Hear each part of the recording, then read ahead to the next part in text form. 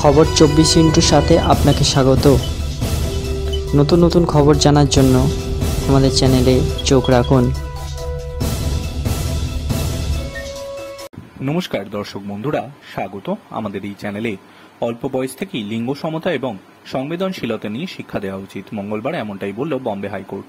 মহারাষ্ট্রের বদলাপুরের স্কুলের 2 শিশুকে যৌন নির্যাতনের ঘটনায় মামলার শুনানি হাইকোর্ট বলল ছেলেদের মানসিকতার পরিবর্তনের প্রয়োজন। বদলাপুরের স্কুলেই 4 বছরের 2 শিশুর যৌন নির্যাতনের ঘটনায় স্বপ্রণোদিত মামলা করে বম্বে হাইকোর্ট। ওই মামলার শুনানিতে বিচারপতি রেবতী মোহিত দেরে এবং বিচারপতি পৃথ্বীরাজ চৌহানের ডিভিশন বেঞ্চের তরফে পর্যবেক্ষণে বলা হয়, সমাজে পুরুষতান্ত্রিকতা এবং অরাজকতা চলতেই থাকবে, তাই অল্প বয়স থেকেই ছেলেদের কোনটা সঠিক আর কোনটা বেঠিক আচরণ তা শেখানো উচিত। যতদিন আমরা নিজেদের সন্তানদের সমতা নিয়ে শিক্ষা দেব না, ততদিন কিছুই বদলাবে না, নির্ভয়ার মতো আইন কাজে আসবে না। হাইকোর্টের তরফে আরো বলা হয়, আমরা সবসময় মেয়েদের নিয়ে কথা বলি, কিন্তু ছেলেদের কেন শেখাই না কোনটা সঠিক কোনটা বেঠিক। অল্প বয়স থেকেই তাদের মানসিকতার পরিবর্তন করার প্রয়োজন। নারীদের সম্মান করার শিক্ষা দিন।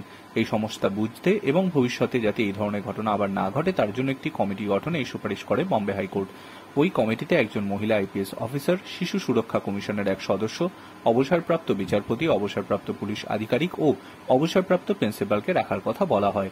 অল্প বয়স থেকে শিশুদের লিঙ্গ সমতা এবং সংবেদনশীলতা নিয়ে যাতে স্কুলেই পাঠিয়ে দেওয়ার জন্য শিক্ষা দপ্তরকে যথাযথ পদক্ষেপ গ্রহণ করতেও বলা হয় আদালতের তরফে। শিশু নির্যাতনের ওই ঘটনায় পুলিশের প্রাথমিক তদন্ত নিয়ে উষ্মা প্রকাশ করে আদালত। নির্যাতিত শিশুর অভিভাবককে ঘণ্টার পর ঘণ্টা থানায় বসিয়ে রাখার ঘটনায় পুলিশের গাফিলতির অভিযোগ করা হয়। পুলিশকে আরো সংবেদনশীল হওয়া উচিত ছিল, এমনটাই বলা হয় বম্বে হাইকোর্টের তরফে। একই সঙ্গে কেন একজন পুরুষ চিকিৎসক শিশুদের মেডিকেল পরীক্ষা করছিলেন তা নিয়েও প্রশ্ন তোলেন আদালত। Bureau report.